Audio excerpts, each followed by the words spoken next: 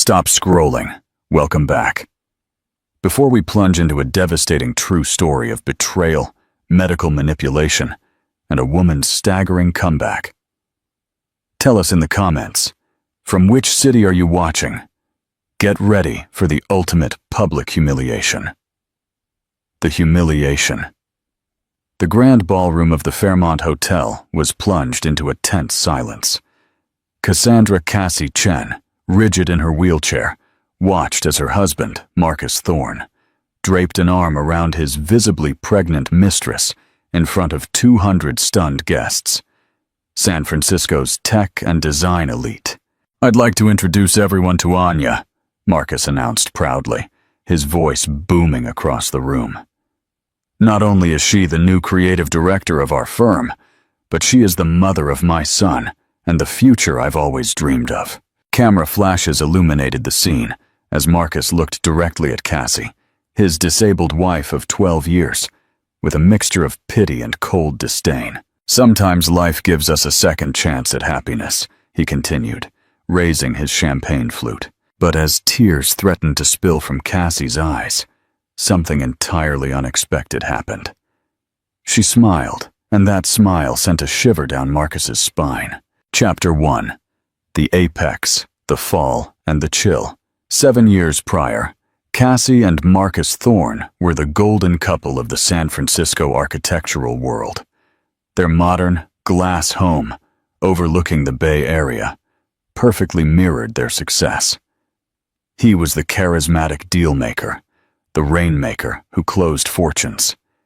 She was the brilliant architect, whose award-winning designs transformed urban skylines. They complemented each other perfectly, recalled Denise, Cassie's former colleague.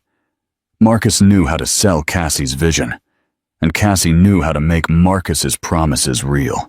But everything changed on a rainy Tuesday in November. The accident at the Pacific Heights development construction site should have been impossible.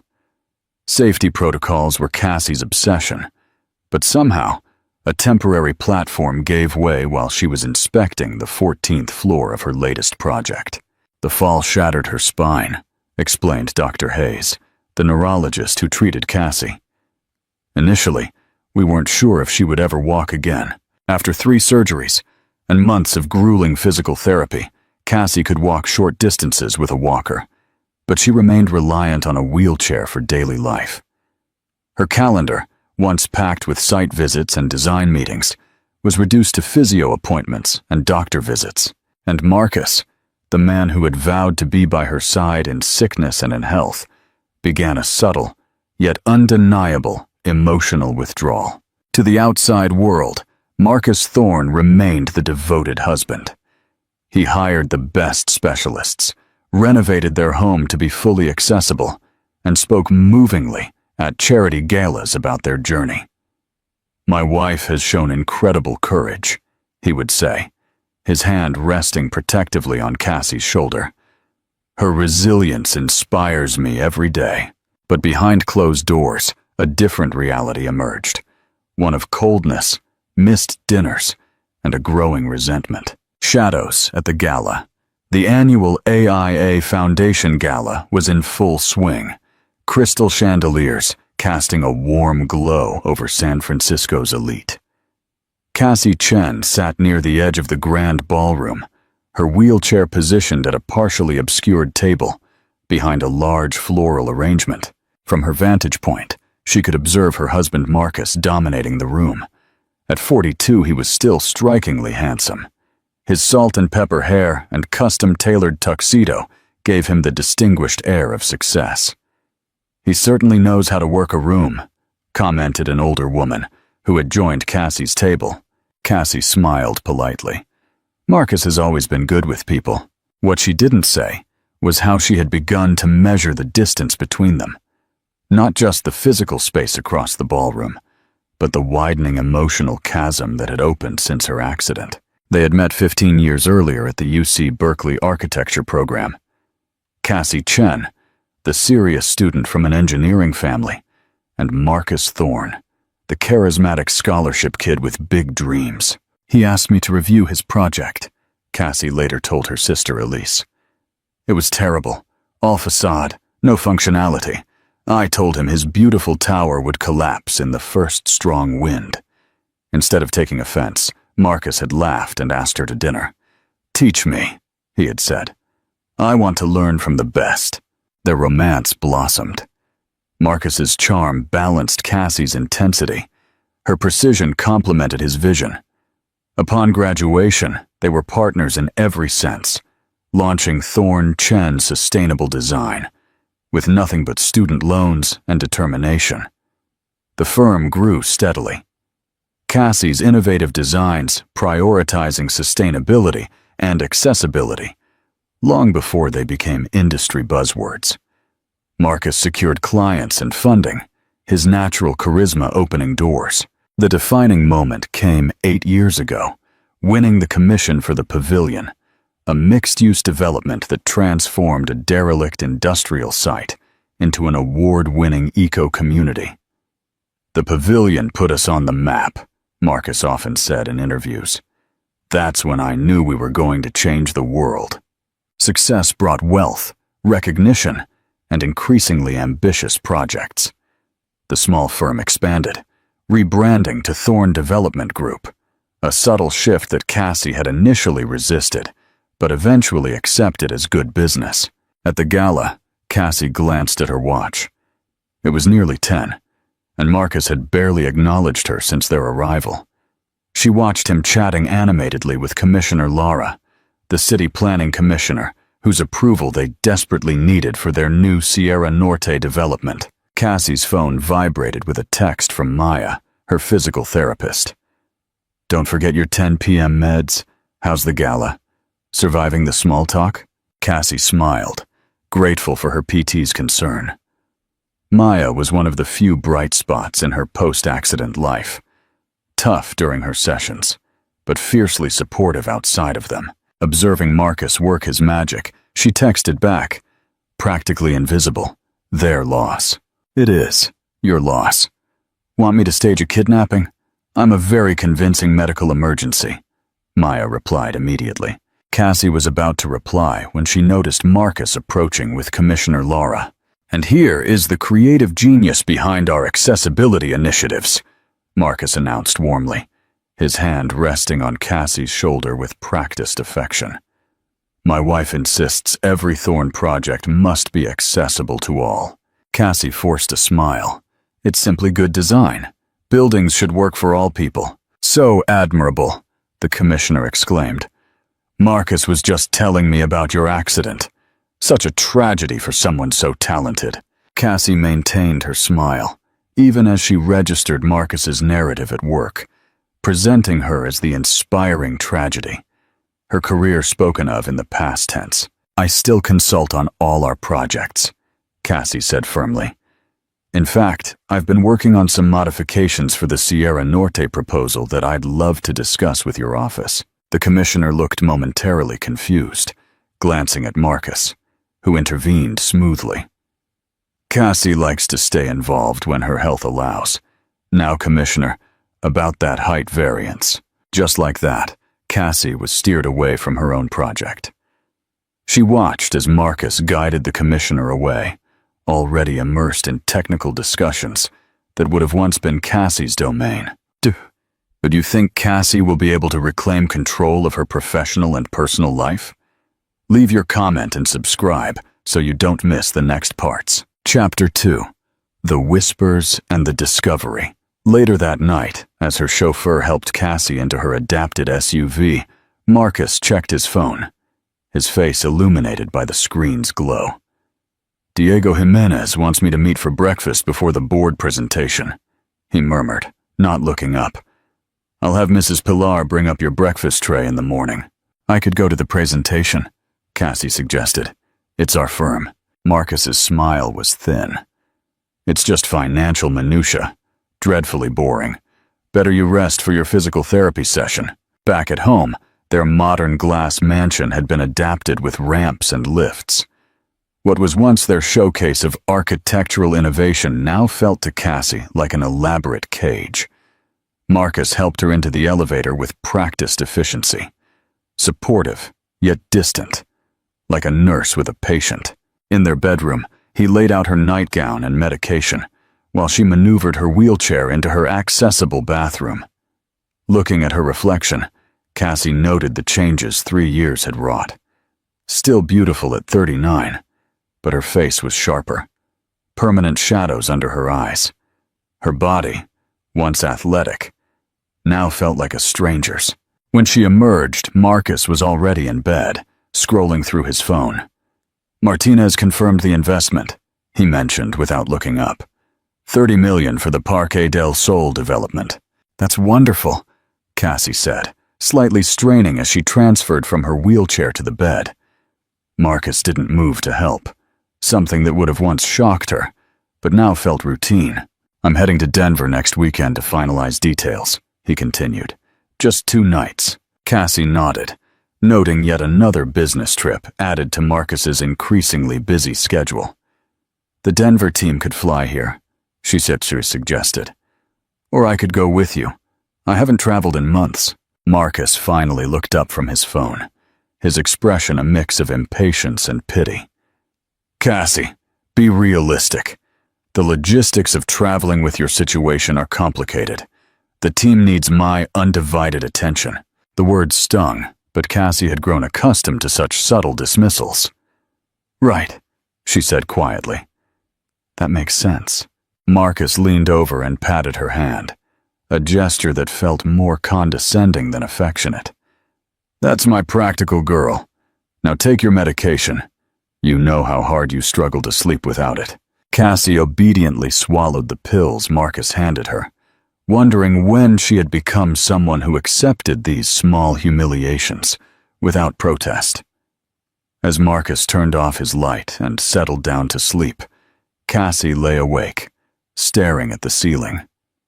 Their bedroom, like their marriage, had been redesigned after her accident. Her hospital-grade adjustable bed, positioned for accessibility, separated from Marcus's premium mattress by a discreet but insurmountable gap. The next morning, Cassie woke up to an empty house. Marcus had left early for his meeting, leaving a handwritten note propped against the coffee maker. "Breakfast in the fridge. Mrs. Pilar is in at 10. Remember your pills." Cassie crumpled the note, irritated by its patronizing tone. She made her own coffee and wheeled herself into Marcus's home office. Since her accident, Cassie had been gradually excluded from the firm's daily operations. Her architect license was still active, but her designs were increasingly being modified by the firm's growing team. She scanned Marcus's pristine desk, looking for the Sierra Norte proposal she'd mentioned to Commissioner Laura. Nothing. The computer was password protected, and Cassie realized with a jolt that she no longer knew Marcus's password, something that would have been unthinkable 3 years ago. She was about to leave when her phone vibrated with a text from an unknown number. "I'm sorry, but you deserve to know the truth about your husband." Cassie stared at the message, her heart racing. Attached was a photo that changed everything. Marcus, his arm intimately around a beautiful younger woman with a visibly pregnant belly, exiting what looked like a private medical clinic. The timestamp on the photo was the previous afternoon, when Marcus had claimed to be in meetings preparing for the board presentation. The photograph burned in Cassie's mind as she waited for Marcus to return home. The face of the pregnant woman was unfamiliar, but the look of tenderness on Marcus's face was one Cassie hadn't seen directed at her in years. When Marcus finally arrived that afternoon, Cassie had composed herself, the incriminating photograph tucked away in the pocket of her wheelchair. "How was the board presentation?" she asked casually as he loosened his tie. "Successful. We secured the financing for the Sierra Norte expansion." Marcus poured himself a whiskey, not offering Cassie one, as he once would have. "How was therapy?" "Illuminating," Cassie replied. "Marcus, who is Anya?" The question hung in the air. Marcus's hand paused mid-sip, the only indication the name meant anything to him. "Anya Sharma," he said smoothly after a moment. "Our new lead project manager for Sierra Norte. Why do you ask?" Is there anything you'd like to tell me about your relationship with her? Marcus set his glass down with careful precision. She's a talented professional I'm mentoring. Cassie, what is this about? Without a word, Cassie took out her phone and showed him the photograph. Marcus's expression hardened, but he didn't look particularly surprised. Are you following me now? His voice was cold. Someone sent this to me. I don't know who. Marcus's laugh was humorless, and you immediately jumped to the worst conclusion. That's your problem, Cassie. You've become so bitter. She's pregnant, Marcus. Yes, she is, and her husband is very excited about it. Marcus's lie was delivered with practiced conviction. I was escorting her to her appointment because she felt unwell at the office. As her mentor, I was concerned. Cassie wanted to believe him. A part of her, the part that remembered the man who had once adored her, desperately needed his explanation to be true. Her husband? Cassie repeated quietly. Who is he? George Davies. Works for a bank. You met him at the Christmas party. Marcus's details were specific, convincing. Is that really what you think of me, Cassie? That I would be sleeping with a married, pregnant woman? Said that way, it sounded absurd. Cassie felt doubt creep in. The person who sent this suggested— Who sent it? Marcus interrupted, suddenly alert. Sounds like someone trying to cause trouble, probably jealous of our success. When Cassie admitted she didn't know, Marcus nodded knowingly. Anonymous accusations aren't worth your energy. Now I need to review some contracts before dinner. As Marcus left the room, Cassie felt a familiar disorientation, the sense that perhaps she was the irrational one, seeing problems where none existed. It was a feeling that had grown increasingly common since her accident. But something about Marcus's too-perfect explanation gnawed at her. Will Cassie be able to uncover the truth hidden beneath Marcus's lies? Click like if you're intrigued, and share so the story reaches more people. Chapter 3. The Slow Burn of Truth. The next morning, Cassie woke with a clear head and a decision. If Marcus was telling the truth, there was nothing to worry about. But if not, she needed evidence. Mrs. Pilar, she called her housekeeper. I'd like to do some online shopping this afternoon. Could you help me set up my laptop in Marcus's office? The light is better in there. Once alone in Marcus's office, Cassie moved quickly. She began to search his desk drawers.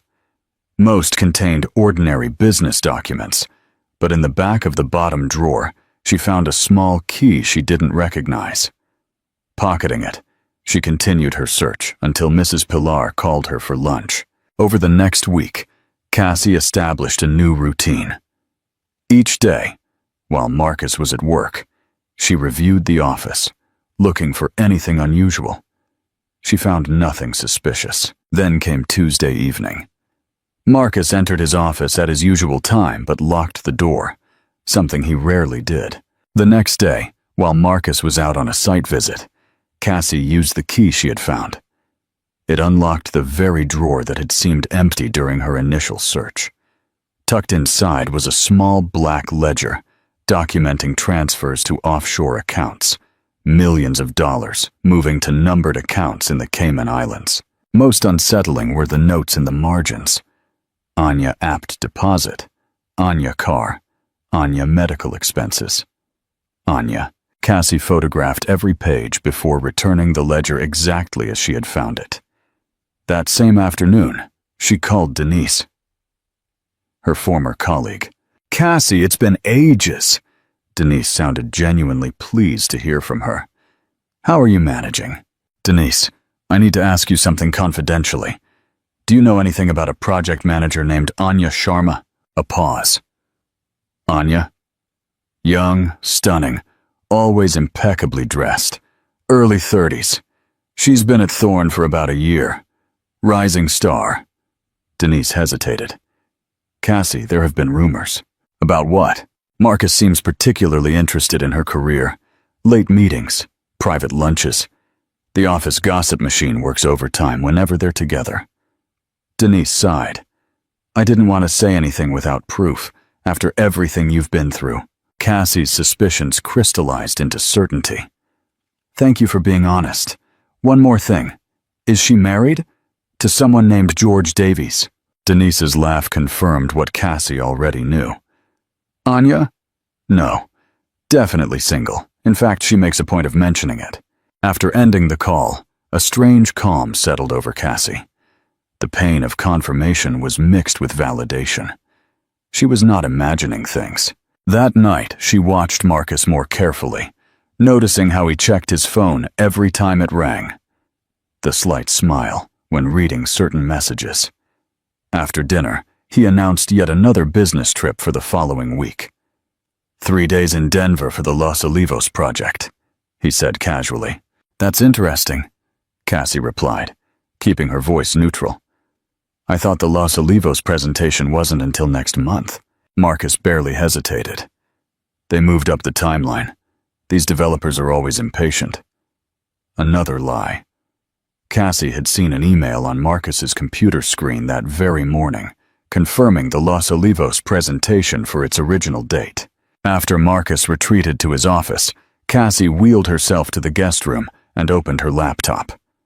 It was time to be methodical. She created a secure document and began listing everything she knew with certainty. Marcus was lying about Anya's marital status. He was transferring large sums of money to undisclosed offshore accounts. These funds seemed to be supporting Anya. He was lying about his travel schedule. She needed more proof, but her instincts told her this was just the beginning. The Marcus she had married would never have betrayed her this way. When had he changed? Or had he always been capable of this deception, and she had simply been too much in love to see it? The next morning, Cassie called Maya, her physical therapist. I need a favor, she said without preamble. Something outside your professional duties. I'm intrigued, Maya replied, and worried. Cassie hesitated, then decided complete honesty was necessary. I need you to help me follow my husband. I believe he is cheating on me. Understood. I'll pick you up at 7. Dress dark. That night, Maya drove them to an upscale restaurant in her modest car, parking where they could view the entrance. Sure enough, at 8:15, Marcus arrived, not in his usual Tesla, but in an Uber. 10 minutes later, a sleek black Mercedes pulled up, and Anya stepped out. Her pregnancy now unmistakable, even beneath her stylish coat. Cassie watched through binoculars as Marcus greeted Anya with a kiss that was decidedly not mentorship. His hand lingered on her pregnant belly with obvious pride. I've seen enough, Cassie said quietly. Maya squeezed her hand. Now what? Now I find out how deep this goes. Comment and share. What is the most painful betrayal revealed so far? The affair, the financial fraud, or the medical manipulation which Cassie suspects? Subscribe to the channel. The next chapter brings the shocking confrontation where Cassie reveals her hand and Marcus makes a sinister threat. Chapter 4. The Sinister Threat. Over the next 2 weeks, Cassie built her case methodically. She uncovered credit card statements showing Tiffany jewelry purchases she had never received. She found reservations for a weekend getaway in Napa Valley during Marcus's supposed Denver business trip. Most disturbingly, she discovered documents for a luxury penthouse bought solely in Marcus's name, not included among their marital assets. The property was in the Pinnacle, their newest residential tower still under construction. Then came the most agonizing discovery of all. While searching for more financial records in Marcus's office, Cassie found a small velvet box hidden beneath a false bottom in his desk drawer. Inside was not jewelry, but an ultrasound image labeled Baby Thorn, 24 weeks, with Anya's name clearly printed at the top. Cassie was staring at the image, tears blurring her vision, when she heard Marcus's voice behind her. What the hell do you think you're doing? She spun her wheelchair around to find him in the doorway, his expression a combination of fury and stark panic. Finding the truth, she replied, holding up the ultrasound. Your protege is expecting your child. Marcus's face hardened. You had no right to go through my things. I have no right? Cassie's voice rose. I am your wife. That ultrasound should have been for our baby. That is exactly why I hid it from you. Marcus spat. Look at you. Emotional. Hysterical. You aren't stable enough to handle the truth. I'm not stable. Cassie was incredulous. You're having an affair, moving money offshore, buying properties I know nothing about, and I'm not stable. Marcus stepped closer, his voice dropping to a dangerous calm. Cassie, you haven't been right since the accident. The doctors warned me about possible psychological effects from your trauma and medication. Paranoia, persecutory delusions. Don't you dare, Cassie whispered, shaking. Don't you dare try to use my mental health. But Marcus continued, his tone shifting to a concern so convincing it was almost believable. I've been worried about you for months. These conspiracy theories, the hidden cameras. He had found the camera she had planted. Cassie, you need help. What I need is a divorce lawyer, she retorted. A calculating glint entered Marcus's eyes. If that's what you think is best. But I must caution you. Any judge will take your mental state into consideration when dividing assets, especially given how erratic you've been since the accident. The threat was implicit but chillingly clear. Challenge me, and I will have you declared mentally incompetent. After Marcus stormed out, Cassie sat shaking in her wheelchair, the ultrasound still clutched in her hand. She had expected anger, perhaps even relief at being caught. But this calculated manipulation was something far more sinister. That night, Cassie overheard Marcus on the phone in his office, the door not quite closed. She found the ultrasound, he said quietly. No, don't worry. I've been documenting her erratic behavior for months. My lawyer says we have options. Yes, a psychological evaluation would be the first step. Of course, I'll make sure you and the baby are taken care of. Cassie wheeled back to her room in silence. A cold understanding washed over her. Marcus wasn't just planning to leave her. He was laying the groundwork to have her declared legally incompetent. The implications were staggering. Control over her medical decisions, her finances, her very freedom. For the first time since discovering Marcus's betrayal, a genuine fear gripped her. This was no longer about infidelity. This was about survival.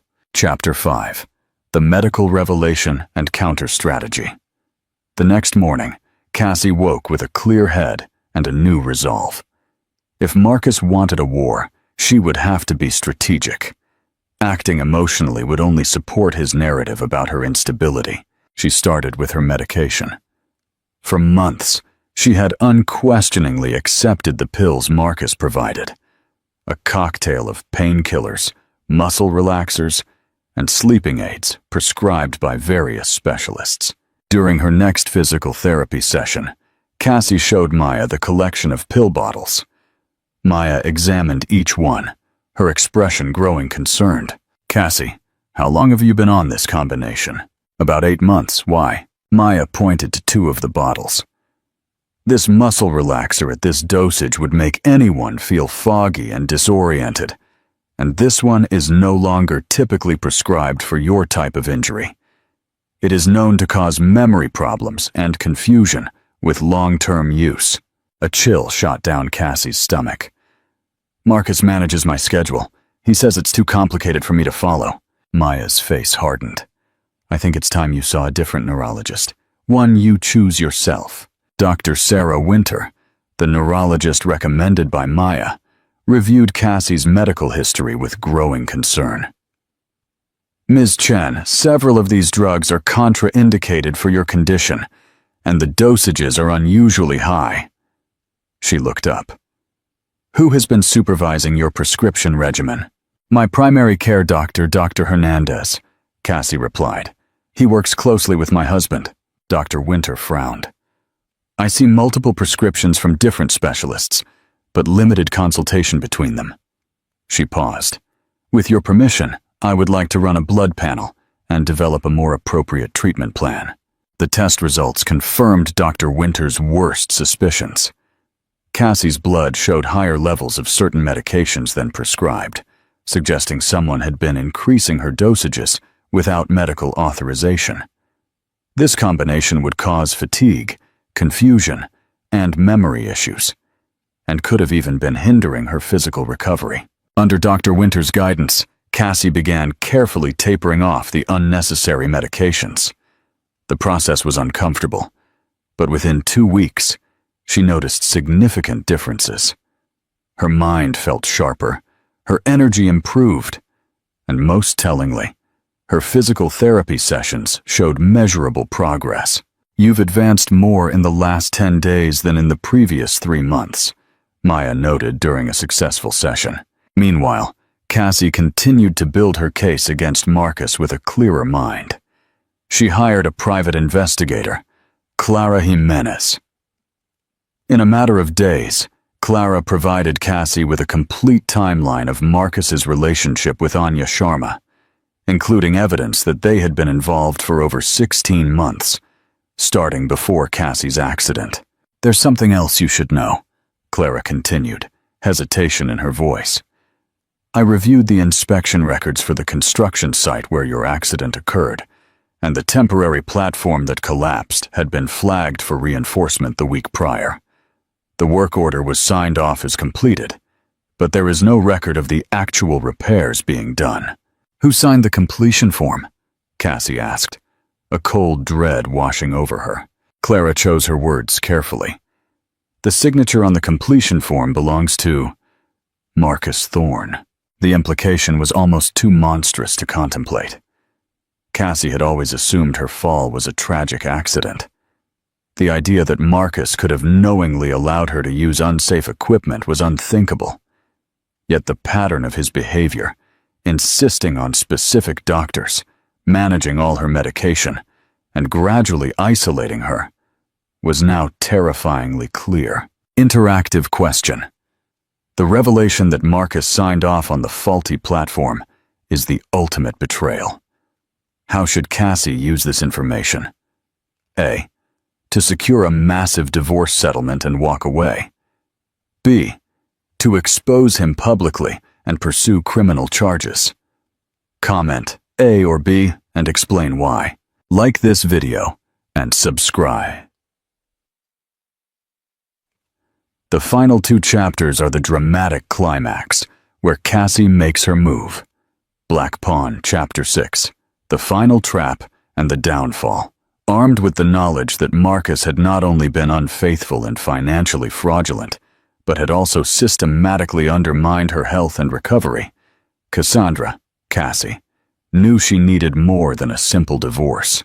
She needed accountability. Through Clara Jimenez's investigation, Cassie discovered that Marcus was planning the firm's annual gala, usually held at a downtown hotel in their own home. "He says it's to make it easier for you to attend," Denise explained, the doubt evident in her voice. Cassie immediately recognized the opportunity. Marcus planned to use the gala to announce Anya as his new business partner and publicly present her as the mother of his child, effectively declaring his new future while humiliating Cassie in her own house. "It's breathtakingly cruel," Maya said when Cassie shared the discovery. Cassie's smile was cold and determined. "Actually, it's perfect. He's creating exactly the stage I need." With the gala 3 weeks away, Cassie went into overdrive, coordinating with her growing team of allies. She had reconnected with her estranged twin sister, Elise, whose expertise in digital security proved invaluable.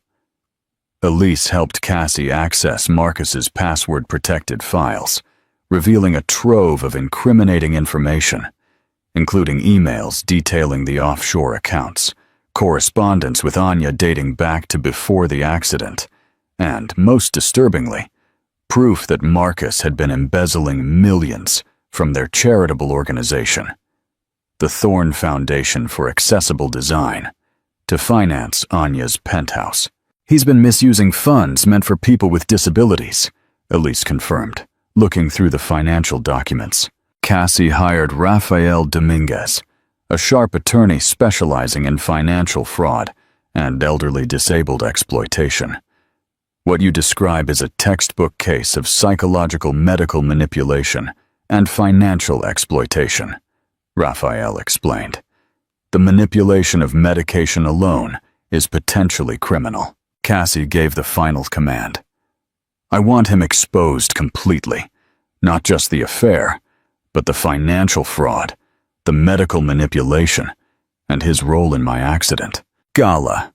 Night. The reversal. The day of the gala arrived with perfect weather. Professional decorators transformed the main floor of the glass house into an elegant venue. Cassie spent the afternoon in meticulous preparation, selecting a midnight blue dress that Marcus had always claimed was his favorite, a subtle reminder of the woman she once was. As guests arrived at 7, Cassie watched Marcus command the room, playing the part of the successful entrepreneur and devoted husband. As instructed by Marcus, staff eventually wheeled her chair into a corner of the main room, partially obscured by a large floral arrangement. At 9:02 p.m., Marcus tapped his glass, moving towards the small stage area, where a projection screen displayed the Thorn Development Group logo. Friends, colleagues, esteemed partners, Marcus's voice boomed. Tonight, I am thrilled to share our most recent vision, one that will transform not only our skyline, but our firm itself. He gestured to Anya, inviting her onto the stage. It is my pleasure to introduce Anya Sharma, who joins Thorn Development Group as our new creative director and my partner in bringing the skyline to life. Applause filled the room, though many guests looked uncomfortable, their eyes flickering between Marcus, the pregnant Anya, and Cassie in the corner. Marcus placed his arm around Anya's waist. Anya brings a brilliant design sensibility to our team.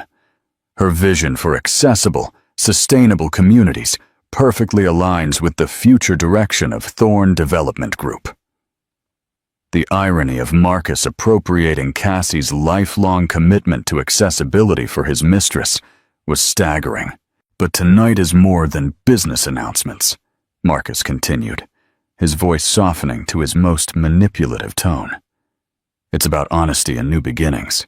He looked directly at Cassie. Life takes unexpected turns. Sometimes it brings challenges that change our path completely. He continued his carefully crafted narrative. Cassie's accident 3 years ago profoundly changed our lives. She has demonstrated incredible courage, but life also brings unexpected joy. Turning back to Anya, he placed her hand on her pregnant stomach. Anya and I are expecting a child together in 3 months, a child who represents the future I've always dreamed of. The room erupted in confused gasps. All eyes turned to Cassie, expecting the collapse Marcus had anticipated. Instead, Cassie smiled and began to move her wheelchair slowly toward the stage.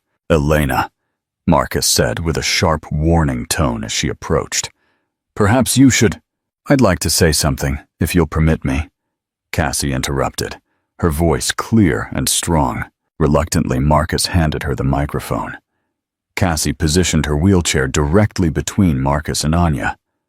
She took the mic and surveyed the room. First, I want to congratulate Marcus and Anya. A child is always a blessing. She paused, allowing the murmurs to subside. I have known about their relationship for some time, just as I have known about the luxury penthouse Marcus bought them in the Pinnacle, using funds from our charitable foundation. Marcus lunged forward, his hand reaching for the microphone. Cassie, you are distressed. Don't do this. I'm not distressed, Marcus. I am finally clear-headed. Cassie turned to the audience. Clear-headed, because I have spent the last 2 months getting off the unnecessary medication Marcus has been giving me. Medication that kept me confused, weak, and dependent. The ballroom fell into a stunned silence. You see, Marcus didn't just betray me with an affair, Cassie explained, her voice steady. He systematically undermined my recovery from the very beginning, with practiced precision. Cassie activated the hidden remote control in her hand. The screen behind them instantly switched from the skyline renderings to medical records detailing her prescription regimen. "These are my actual medical records," she explained. "And these," the screen split, "are the modified versions Marcus provided to my care team, increasing dosages and adding drugs known to cause cognitive impairment." Marcus's face was utterly white. "This is exactly what I was worried about. Elena is experiencing paranoid delusions. Her doctors have been monitoring her." "My doctors?" Cassie countered. "You mean the specialist you carefully selected and met with privately before my appointments?" The screen changed again, showing emails between Marcus and several medical professionals, with his instructions highlighted in incriminating detail. But medical manipulation was only part of a larger plan. Marcus needed control over our finances. The projection switched to financial records, showing the offshore accounts, property purchases, and foundation fund transfers Marcus had hidden. In the last 2 years, Marcus has siphoned over $8 million from our firm and charity foundation. Money meant for accessible design projects, used instead to finance his new life with Anya. Diego Jimenez, the venture capitalist, rose from his seat.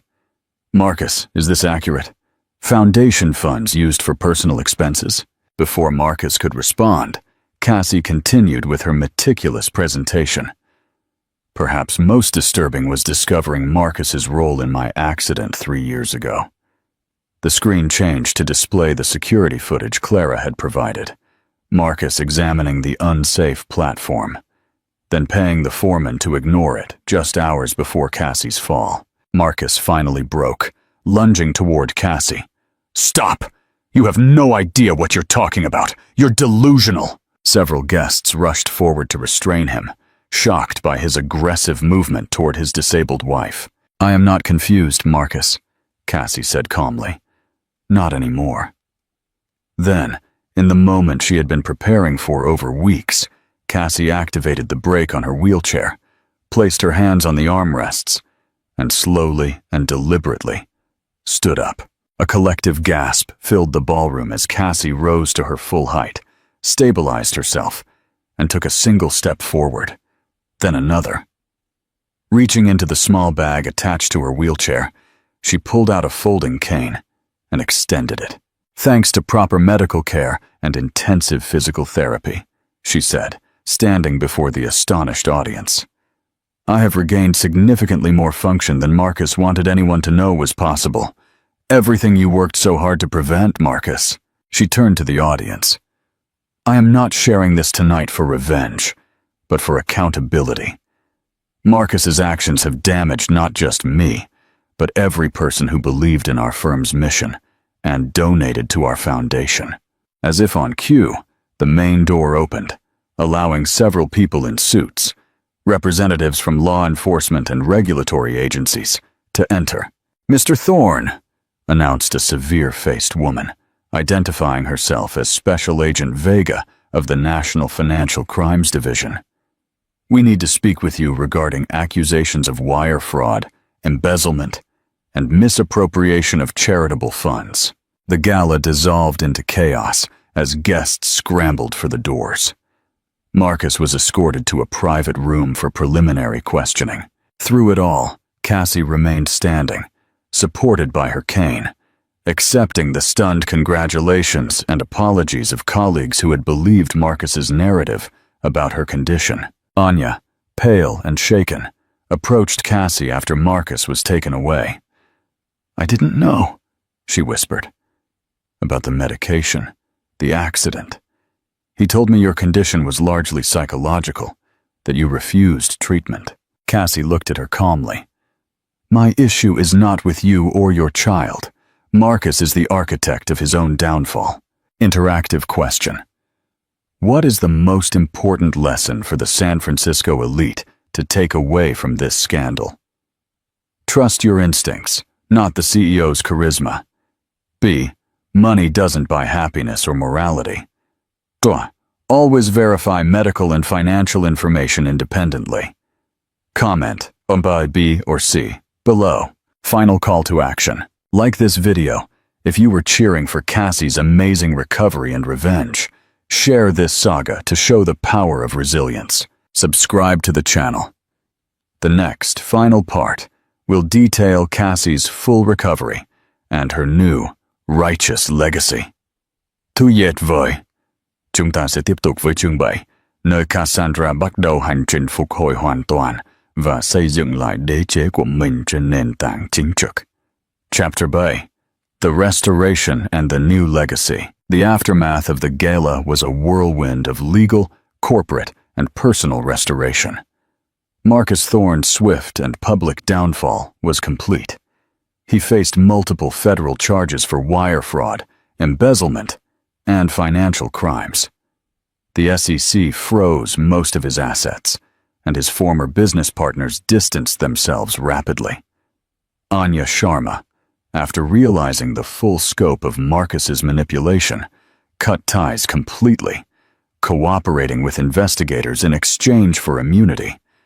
She returned to her hometown, determined to raise her son away from the scandal. Cassandra, Cassie, meanwhile, focused on rebuilding not just her life, but her contributions to architecture and accessibility. The legal and corporate reckoning, Cassie's priority was correcting the wrongs Marcus had committed against the Thorne Foundation for Accessible Design. The foundation was completely restructured, with a new board and strict oversight protocols. Every euro Marcus stole was recovered and redirected to fund accessibility projects. Thorne Development Group was swiftly dissolved and reborn as Chen Design Group. "We are honoring all existing contracts," Cassie announced in a press conference 1 month after the gala, standing independently with the aid of her cane. "But we are refocusing on sustainable and accessible architecture, rather than luxury developments. The firm will now operate under a new standard of integrity." With the continuous support of Maya, her physical recovery progressed steadily. The unnecessary medications were entirely out of her system, and the intensive physiotherapy allowed her to walk with her cane for substantial periods. Her doctors were optimistic about continued improvement. "The human body is remarkably resilient when given the right support," Dr. Winter told her during a follow-up appointment. As is the human spirit, evidently. The triumph of design 6 months after the scandal, Chen Design Group's first major project under Cassie's renewed leadership was unveiled to significant industry recognition. The Phoenix Center, named with deliberate symbolism, was a rehabilitation facility specifically designed for patients recovering from spinal cord injuries and other mobility-limiting conditions. Every aspect of this building is designed to support recovery while maintaining dignity, Cassie explained during the press conference. "We aim to create an environment that recognizes challenges without being defined by them." The center was largely financed by assets recovered from Marcus's fraudulent activities, a fact that gave Cassie particular satisfaction. What he had meant for luxury and deceit now served those in dire need of support and rehabilitation. Maya joined the Phoenix Center as the director of rehabilitation, standing proudly beside Cassie at the podium. Their friendship had evolved into a powerful professional partnership. Cassie also reconnected with her sister, Elise, who moved back to San Francisco. The twins were making up for lost time, rebuilding the close relationship Marcus had systematically undermined. The final confrontation and peace, 6 months later, Marcus Thorne's legal proceedings concluded with a plea deal, which included a significant prison sentence, financial restitution, and the permanent surrender of his architectural and development licenses. At Marcus's sentencing hearing, Cassie delivered a victim impact statement that resonated far beyond the courtroom. "Marcus Thorne did not just betray his wife," she stated clearly. "He betrayed the ethical standards of his profession, the mission of his firm, and the trust of every person who believed in our commitment to creating spaces that empower rather than limit human potential." A year later, the Architectural Awards ceremony recognized Cassie's full return to professional prominence. As she walked slowly but independently to the podium with her cane, the standing ovation acknowledged not just the innovative, accessible housing project being honored, but her personal journey of resilience. Architecture has always been about problem solving, she began her acceptance speech. It's about recognizing limitations and finding beauty within them, not despite them. Cassie announced the Cassandra Chen Scholarship for Inclusive Design, ensuring that the profession would continue to benefit from diverse perspectives. After the ceremony, Cassie visited Marcus in prison, not for reconciliation, but for closure. "Why did you do it, Marcus?" she asked. "Was I not enough after the accident?" Marcus looked genuinely pained. "It wasn't about you not being enough. It was about me not being enough. When you were injured, everyone saw me as the devoted husband caring for his disabled wife. It gave me a role that brought admiration. But secretly, I resented it. The medication gave me control when I felt like I was losing it." As she prepared to leave, Marcus asked the question she had anticipated. "Can you ever forgive me?" Cassie considered carefully. "Forgiveness is not something that is owed to you, Marcus. It is something I might eventually grant myself, the freedom to move forward without carrying the weight of what you did." She walked out of the prison feeling lighter, not because of any reconciliation with Marcus, but because she had faced him on her own terms, standing tall in her own strength. That night, Cassie sat in the garden of her new home, a space she had meticulously designed to accommodate her various mobility needs while expressing her aesthetic sensibility. She had sold the glass mansion with its painful memories. She looked at the stars becoming visible over her garden. Her path forward was not perfect or easy, but it was hers to determine. She had recovered not only her career and independence, but her voice, using it now to advocate for others. Her disability remained a reality, but it no longer defined her identity or limited her potential. The woman who was almost broken by betrayal had emerged stronger, proving that true strength often arises only after you have been shattered. Comment below with the word strength if Cassie's story inspires you. Final call to action: like this video.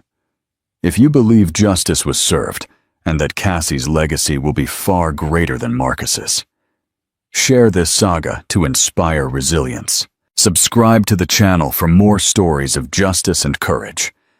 What do you think is the biggest lesson about subtle manipulation in this story?